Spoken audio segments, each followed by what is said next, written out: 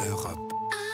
Europe 1. Le président américain François Clemenceau ne cesse depuis vendredi de réagir en direct à la crise qui secoue l'Iran, en appelant même à un changement de régime. Mais en France, c'est un peu différent. Emmanuel Macron garde le silence. Ce sont effectivement, Raphaël, deux stratégies qui sont à l'opposé, toutes les deux, mais toutes les deux d'une grande cohérence. Donald Trump, on le sait, considère l'Iran comme son principal ennemi au Moyen-Orient, exige une renégociation sur le dossier nucléaire, soutient comme jamais l'Arabie Saoudite et Israël, les deux alliés objectifs qui souhaitent affaiblir le régime des Mollahs. Et c'est tout le sens de ses tweets depuis vendredi. Il parle du peuple iranien comme étant bon et grand face à la dictature, même si les revendications sur place sont très diverses, très confuses, économiques et sociales, et pas uniquement politiques. Rien à voir avec le ton qu'avait utilisé Barack Obama en 2009. C'est vrai, et pourtant à l'époque, il y avait eu des millions de manifestants et la révolte était uniquement clairement dirigée contre le président ultra-conservateur Ahmadinejad. Obama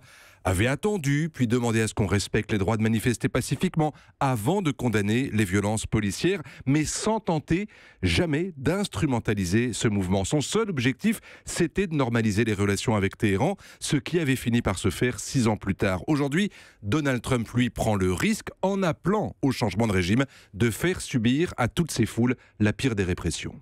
Emmanuel Macron, vous le disiez, lui, se tait. Pour quelle raison ?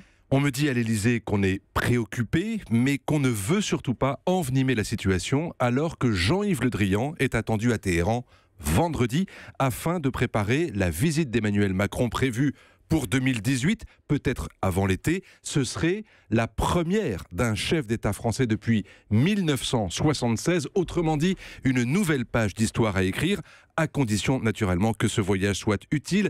Emmanuel Macron a été très dur récemment en parlant d'hégémonie iranienne au Moyen-Orient, ce qui est une réalité, mais avec l'ambition de voir Téhéran faire preuve de retenue dans les expériences balistiques, dans ses intrusions au Liban, en Syrie, au Yémen, en Irak, tout en préservant ce qui fait le cœur de notre diplomatie vis-à-vis de l'Iran et qui se résume par cet accord sur le nucléaire, la levée des sanctions et une réactivation des échanges commerciaux. C'est cela qu'il veut.